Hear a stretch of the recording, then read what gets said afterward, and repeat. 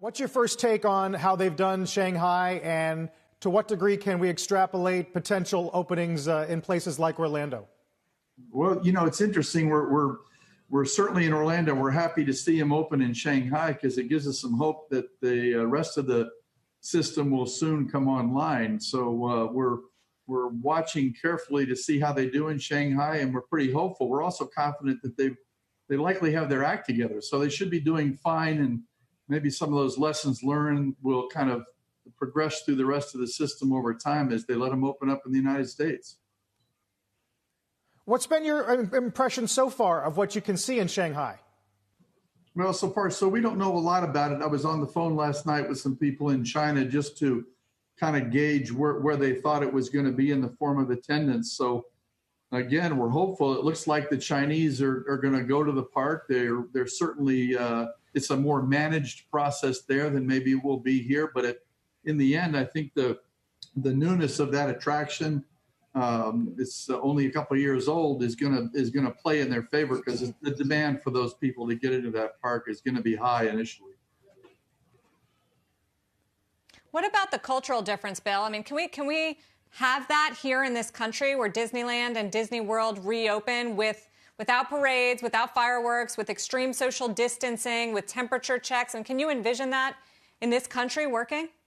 Well, I could envision it, Sarah, but it's going to be a challenge. It's going to be new. And I think the people that are the Disney fans for the last several generations are going to be disappointed initially. But I also think that Disney is, you know, they're smart guys. They're entertainment people at their heart. So they're going to come up with solutions to maybe enhance the guest experience over time so that the guest will see some changes and some new shows. But I think Disney, again, they will attack it aggressively, and the guest experience won't be lost for long.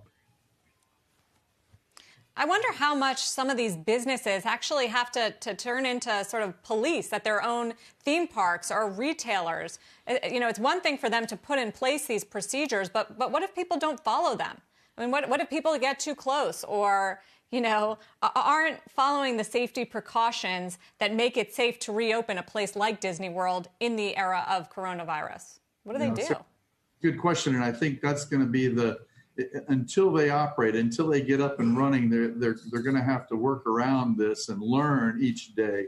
I suspect, as you said earlier, the cultural differences between a property in China or Tokyo, Japan, Orlando, California will be noticeable because the people just use these parks differently depending on where they are. So the actual, let's say, management, the operational management will be at a different levels in different parks. That can even be that way in a place like Walt Disney World, where each park, you know, there's several parks there.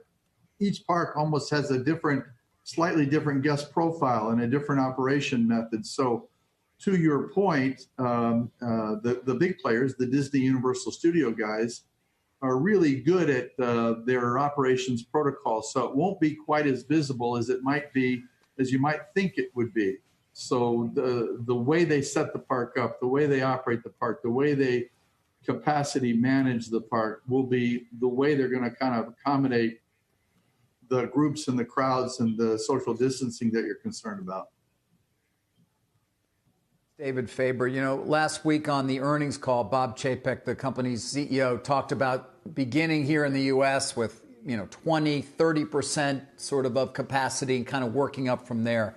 What's your sense, based on what we've seen in Shanghai, based on what you just know and what you're seeing out there now, in terms of what they could operate at safely until such time as everybody feels safe to fully go back? Yeah, so that's the difficult question, and I think the answer to that's going to be operating over time. But we have to remember sometimes these projects are not theme parks, standalone theme parks alone, right? Their business model includes a very detailed and orchestrated destination resort visit. So while the theme park admissions is important, the numbers of people going into the park is important, they're also building a guest experience around hospitality and retail and other commercial experiences. It's a very articulated, orchestrated visit. So it doesn't just solve the problem to have people come into the parks. They would also want to find ways to increase their length of stay over time, more days, so they can sell hotel room, so they can sell more food and retail. These are not just singular admissions only strategies. They're very kind of complicated and sensitive strategies that they're going to have to work on.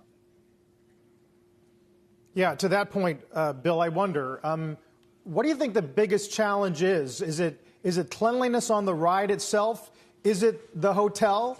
Is it moving people around, transportation, logistics?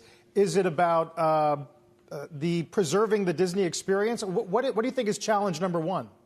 So yes, yes, and yes. Let's say a Disney model.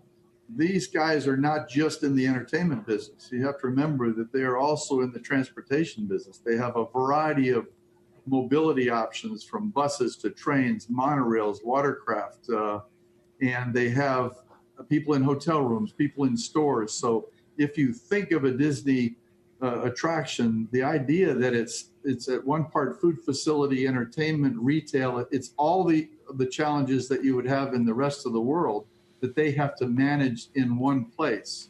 So the cleanliness, the let's say the health safety issues, they're addressing in their retail stores like a good retailer would do it. They're addressing it in their food facilities like a strong, restaurant would manage it. And then of course in their entertainment pieces, rides and shows, cleanliness, at least the perception of cleanliness is going to be critical to them because their reputation precedes them.